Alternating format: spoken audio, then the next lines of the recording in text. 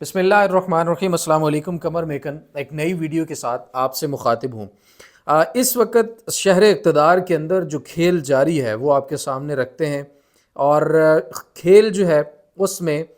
کچھ لوگ ہارتے ہوئے نظر آ رہے ہیں، کچھ لوگ ہزیمت اٹھاتے ہوئے نظر آ رہے ہیں، اور کچھ لوگ چل کرتے ہوئے بھی نظر آ رہے ہیں۔ وہ اکثریت ججز کی طرف میرا اشارہ ہے کہ وہ چل کر کے آرام سکون سے اس وقت سپریم کورٹ کے اکثریتی ججز جو ہیں اور ہائی کورٹ کے بھی اکثریتی ججز جو 6 ہیں وہ آرام سے بیٹھے ہیں اور ماحول کو دور سے بیٹھ کر اس سارے سرکس کو دیکھ رہے ہیں، یعنی کہ وہ چل کر رہے ہیں۔ لیکن کچھ لوگ بڑے پریشان ہیں اور ان کو ہزیمت کا سامنا کرنا پڑ رہا ہے، جو آئینی ترمیم کے لیے پر تول رہے تھے، جو یہ کوششیں کر رہے تھے کہ کسی بھی طرح سے یہ کالا قانون، کالی ترمیم جو ہے، کالے لفافے میں، وہ مولانا فضل الرحمان صاحب نے بھی ذکر کیا تھا نا کہ کالے لفافے کے اندر ہمیں مسودہ موصول ہوا، وہ کالی ترمیم پاس کرانے کے لیے کوششیں کر رہے تھے۔ اب ان کو ہزیمت اٹھانے شروع ہو چکی ہے۔ وہ کس طرح سے کہ اس وقت جو سب سے بڑی خبر آپ سامنے آ رہی ہے وہ یہ کہ حکومت کا تمام جو پارٹیوں کا اتفاق اس بات پر ہو چکا ہے کہ کل بروز جمعہ جسٹس منصور علی شاہ کا نوٹیفیکیشن جو ہے وہ جاری ہو سکتا ہے، اور جاری ہونے کے جو امکانات ہیں وہ مزید بڑھ گئے ہیں۔ کل ہم نے ویڈیو میں آپ کو بتایا تھا کہ آج یا کل ان دنوں کے اندر ہی جسٹس منصور کا نوٹیفیکیشن جو ہے وہ جاری ہو سکتا ہے۔ آج دوپہر میں ایک ویڈیو میں نے دوست کے ساتھ کی، اس میں بھی ہم نے یہ چیز کا ذکر جو ہے وہ کیا تھا، لیکن اب حکومت کی طرف سے بھی اس پر رضامندی ظاہر کر دی گئی ہے، اور بادل نخواستہ جسٹس منصور علی شاہ کا آنے والے چیف جسٹس پاکستان کا نوٹیفیکیشن جو ہے وہ بہت جلد جاری ہونے کے امکانات ہیں۔ ترمیم کے لیے ابھی بھی کوششیں جاری ہیں۔ دوسری طرف اس بات کا بھی ذکر کرنا بہت ضروری ہے کہ اب بی این پی مینگل کی سینیٹر نسیمہ صاحبہ ہیں، وہ رو رہی ہیں، ان کے اندر جو لاوا تھا وہ پھٹ چکا ہے، اور ان کی تکلیف کا اندازہ کوئی نہیں لگا سکتا کہ ان کو کس طرح سے ڈرایا جا رہا ہے، دھمکایا جا رہا ہے، ان کو کس طرح سے ہراساں کیا جا رہا ہے۔ شرمناک طریقے کی، شرمناک حد تک جو ہے وہ یہ لوگ پہنچ چکے ہیں، اور سینیٹر، قانون دان، ملک کے جو قانون بناتے ہیں ان کو ڈرایا اور دھمکایا جا رہا ہے۔ ایک تو پلان تھا مولانا فضل الرحمان کے ساتھ۔ میں مین مدعا کی طرف آنے سے پہلے اس کے اوپر بھی ضرور بات کرنا چاہوں گا کہ مولانا فضل الرحمان صاحب کے ساتھ ایک پلان تھا کہ ان کو ساتھ شامل کر کے آئینی ترمیم کرائی جائیں گی، لیکن اگر مولانا شامل نہیں ہوں گے تو پلان بی بھی موجود تھا، اور اس پلان میں مولانا فضل الرحمان تو مائنس تھے، لیکن ان کی ہی اپنی جماعت کے 2 لوگوں کے اوپر جو ہے وہ دباؤ ڈالا جا رہا تھا، اور امکان یہ تھا کہ مولانا اگر نہیں ملتے ہیں تو پھر سینٹ کے اندر جو 5 سینیٹرز چاہیے ہوں گے، ایک چیئرمین سینٹ کو ملا کر، اس کے بعد 5 سینیٹرز چاہیے ہوں گے 64 کی تعداد مکمل کرنے کے لیے، اس کے لیے 2 سینیٹرز مولانا کے توڑنے کی کوشش جو ہے کی جا رہی تھی۔ اس کے اوپر کامران مرتضیٰ صاحب نے بھی کہا ہے کہ ہم استعفیٰ دے دیں گے، اور اس کے بعد پھر آپ کو یاد ہوگا کہ بی این پی مینگل نے بھی کہا کہ ہمارے اوپر کافی دباؤ ڈالا جا رہا ہے، تو 2 سینیٹرز ان کے توڑنے کی کوشش کی جا رہی تھی، ٹوٹل 4، اور پھر 1 سینیٹر تحریک انصاف کے طرف سے ٹوٹنے کے امکانات تھے۔ 2 لوگوں کا نام بھی آیا، نام میں کسی کا نہیں لوں گا، لیکن ان میں سے ایک سینیٹر جو ہیں وہ ویڈیو بھی اپنی جاری ان کی طرف سے کی گئی ہے، اور انہوں نے اپنے بیٹے کے متعلق کنسرن شو کی ہے۔ تو ان کے متعلق ہمیں یقین تھا کہ جس طرح سے ان سے گارنٹیز مانگی گئی تھیں، اور وہ گارنٹیز اگر ان کو دے دی گئی ہیں تو پھر وہ بھی ووٹ جو ہے وہ حکومت کے پلڑے میں جا سکتا ہے۔ تو پھر ٹوٹل مطلوبہ 5 کی تعداد جو سینیٹرز کی تھی وہ حکومت یا اس وقت اسٹیبلشمنٹ یا جو فوجی اسٹیبلشمنٹ ہے وہ یہ کوشش کر کے حاصل کر سکتی ہے، کیونکہ ان ترامیم کا جو ڈائریکٹلی فائدہ ہے وہ صرف اور صرف اسٹیبلشمنٹ کو ہی ہو سکتا تھا، اور اپنی مرضی کا عدالتی سسٹم جو ہے، عدالت کے اوپر جو اپنا کنٹرول ہے، اپنا تسلط ہے، اس کو مزید جو ہے وہ برقرار رکھنے کے لیے، مزید شکنجے سخت کرنے کے لیے یہ آئینی ترمیم ان کے لیے بہت زیادہ ضروری تھی۔ یہ تو تھا معاملہ، لیکن میں کہوں گا کہ وہ لوگ شرم کریں، ڈوب مرنے کا مقام ہے ان کے لیے جو ملک کے اس وقت کے سینیٹرز ہیں، قانون دان ہیں، قومی اسمبلی کے لوگ ہیں، خواتین ہیں، ان کو ڈرا کر، دھمکا کر، اغوا کر کے آپ صرف ایک آئینی ترمیم کرنا چاہتے ہیں۔ کتنا گھٹیا اور شرمناک کام ہے، اس کے لیے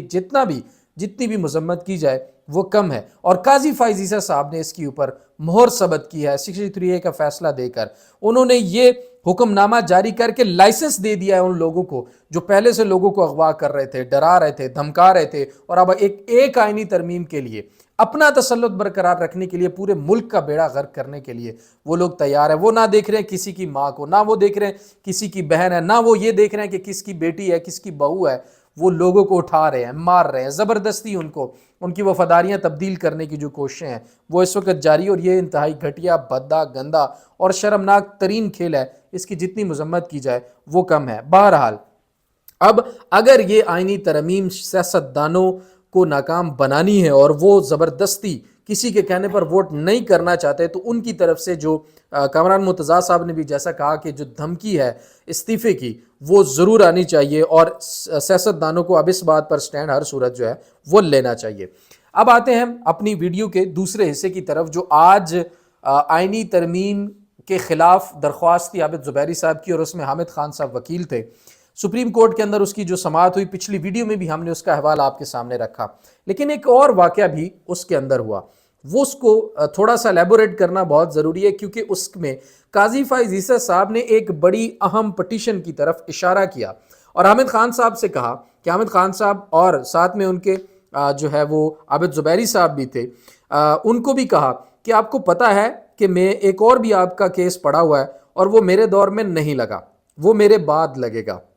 یہاں پر دو خبریں ہیں، ایک تو اس پٹیشن کی طرف جو اشارہ کیا کہ وہ پٹیشن کون سی ہے، اور دوسرا قاضی فائز عیسی صاحب نے آج باقاعدہ طور پر ریٹائرمنٹ کا اعلان کر دیا ہے کہ بھائی میں جا رہا ہوں 25 اکتوبر کو، اور وہ جو آپ کی پٹیشن ہے، وہ جو آپ کی درخواست ہے، وہ اب میرے جانے کے بعد ٹیک اپ ہوگی۔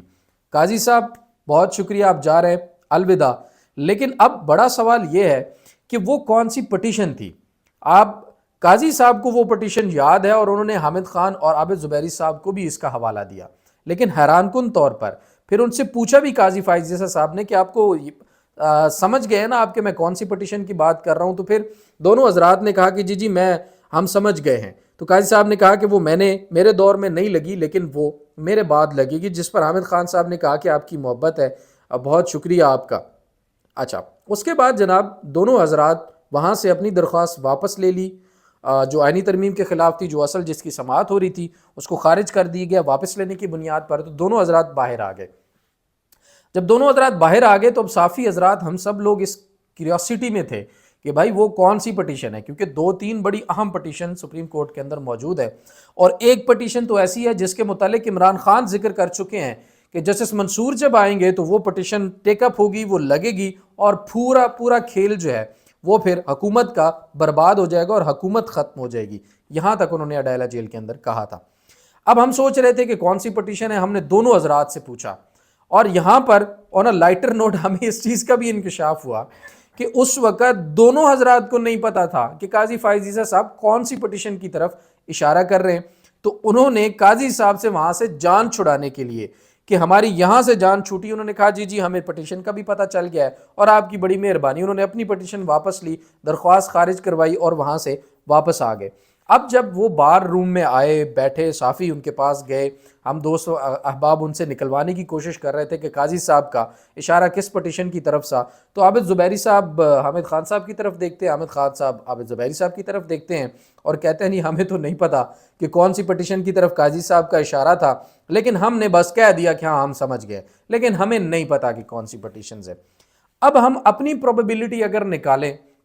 تو عابد زبیری صاحب کی طرف سے آڈیو لیکس کا کیس ہے سپریم کورٹ کے اندر، جس کے اوپر کمیشن بھی بنا تھا، جسٹس منصور بھی اس میں ہے، اور پھر اس کے اوپر جو تحقیقات اور مزید آگے معاملہ ابھی تک نہیں بڑھ سکا۔ اب چونکہ جسٹس منصور کی سربراہی میں اس کے اوپر بینچ تو بنا ہوا ہے، لیکن سماعت کے لیے کب مقرر ہوگی یہ پتہ نہیں۔ خیر یہ بھی اہم کیس ہے۔ اس کے علاوہ حامد خان صاحب کی 2 اور درخواستیں ہیں، ایک انسانی حقوق کی خلاف ورزیوں کے خلاف درخواست تھی سپریم کورٹ کے اندر، جب لوگ اٹھائے جا رہے تھے، اغوا ہو رہے تھے، اور سارا معاملہ تھا جو پچھلے پی ٹی آئی کے ساتھ کچھ عرصے سے چل رہا ہے، اور دوسری حامد خان صاحب کی، اور ٹوٹل تیسری درخواست جو سب سے بڑی اور اہم تھی وہ وہی دھاندلی والی درخواست تھی۔ اب اگر دھاندلی والی درخواست لگتی ہے قاضی فائز عیسی صاحب کے جانے کے بعد، اور اگر قاضی صاحب کا اشارہ اس کی طرف تھا، تو پھر کیلکولیشنز جو ہیں وہ نکالنی پڑیں گی کہ کیا ہو سکتی ہیں۔ اگر ان کا اشارہ انسانی حقوق کی خلاف ورزیوں والی درخواست تھی تو اس کی بھی کیلکولیشنز نکالنی پڑی، اگر آڈیو لیکس کی طرف اشارہ تھا تو اس کی بھی کیلکولیشنز جو ہے وہ نکالنی پڑیں گی۔ اب تینوں کو اگر ملا کر دیکھیں تو سب سے اہم ترین جو درخواست بنتی ہے میرے نزدیک وہ ہے دھاندلی والی، اور اگر قاضی صاحب کا اشارہ دھاندلی والی درخواست کی طرف تھا اور قاضی فائز عیسی صاحب کے جانے کے بعد وہ درخواست سپریم کورٹ کے اندر ٹیک اپ ہو جاتی ہے، جب جسٹس منصور چیف جسٹس ہوں گے تو پھر کیا ہی سما ہوگا، پھر کیا معاملات ہوں گے، جب جسٹس منصور آلریڈی مخصوص نشستوں کے فیصلے کے اندر لکھ چکے ہیں کہ 8 فروری کے انتخابات پر سنگین نوعیت کے سوالات کھڑے ہوتے ہیں۔ دھاندلی کی اطلاعات تھی، بلے کا کیس ذکر ہوا ہے، الیکشن کمیشن نے تحریک انصاف کے لوگوں کو آزاد ڈکلیئر کیا ہے، وہ معاملہ مخصوص نشستوں کے اندر ہے، اور سب سے اہم کہ مخصوص نشستوں کے فیصلے کے اوپر ابھی تک عمل درآمد نہیں ہوا، اور جب منصور علی شاہ صاحب چیف جسٹس کی کرسی پر براجمان ہوں گے تو پھر وہ اپنے فیصلے کے متعلق کیا کہتے ہیں، یہ بھی بڑی اہم ڈیولپمنٹس ہوں گی۔ تو یہ تمام تر معاملات جو ہیں وہ آج ہوئے ہیں۔ بہرحال مجھے قاضی فائز عیسی صاحب کی طرف سے جو اشارہ تھا میری ذاتی انڈرسٹینڈنگ کے مطابق وہ دھاندلی والی پٹیشن پر ہی تھا کہ ان کے بعد وہ لگے گی۔ اب یہاں پر ایک اور بڑی باریک واردات جو ہے وہ قاضی صاحب کی میڈیا ٹیم کی طرف سے ڈالی جاتی ہے اکثر، چونکہ پہلے 3 رکنی کمیٹی کے اندر قاضی فائز عیسی صاحب کے ساتھ جسٹس منصور اور جسٹس منیب تھے، تو کہا جاتا تھا کہ الیکشن دھاندلی کا کیس کیوں نہیں لگ رہا، اکثریت تو منصور صاحب اور منیب صاحب کے پاس ہے، تو وہ دونوں جو کیس لگانا چاہتے تھے وہ لگ جاتا تھا۔ تو پھر ہم جب سوال کرتے تو قاضی صاحب کی میڈیا ٹیم ہمیں اس طرح سے چپ کرا دیتی تھی کہ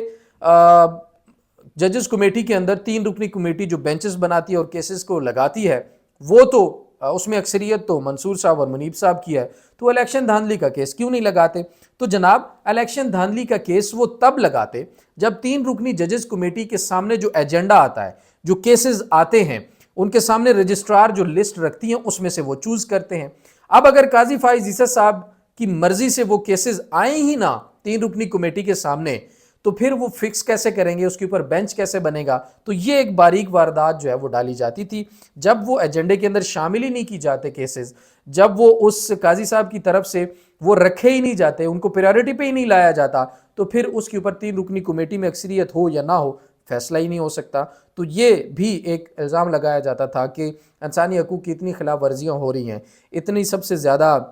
دھاندلی ہوئی ہے، اس کی درخواست پڑی ہوئی ہے، تو 3 رکنی ججز کمیٹی میں منصور صاحب اور منیر صاحب اس کو فکس کیوں نہیں کرتے؟ تو جناب فکس اسی کو کیا جاتا ہے جو رجسٹرار جو 4 کیسز یا 5 یا 3 اہم ترین جو وہ سمجھتے ہیں وہ سامنے رکھتے ہیں، اور ان میں سے پھر فیصلہ کیا جاتا ہے۔ جو کیسز رکھے ہی نہیں جاتے ان پر فیصلہ 3 رکنی ججز کمیٹی میں نہیں ہو سکتا، اور کون سے کیسز فکس کرنے ہیں یہ چیف جسٹس قاضی فائز عیسی اور رجسٹرار کرتے ہیں۔ تو یہ بھی بڑا اہم معاملہ تھا، تو اس پر جسٹس منیب اور جسٹس منصور کے اوپر جو تنقید ہوتی تھی وہ میرے خیال میں غیر ضروری تنقید تھی۔ بہرحال آئینی ترمیم کے لیے پر تولے جا رہے ہیں، دیکھتے ہیں کہ کیا ہوتا ہے۔ 20 تک کوئی چانس نہیں ہے، 20 کے بعد مولانا فضل الرحمان صاحب بھی کہہ چکے ہیں، اور ایک اہم ترین بات جو ہم نے پچھلی ویڈیو میں آپ کے سامنے رکھی تھی، خبر بھی دی تھی کہ مولانا فضل الرحمان صاحب کی طرف سے یہ پیغام حکومت کو دیا گیا کہ جسٹس منصور علی شاہ کا نوٹیفیکیشن آپ جاری کریں، اس کے بعد ہم دیکھیں گے کہ ترمیم کب اور کیسے کرنی ہے۔ تو اب خبر یہ بھی ہے کہ کل جمعے کے روز جسٹس منصور علی شاہ کا نوٹیفیکیشن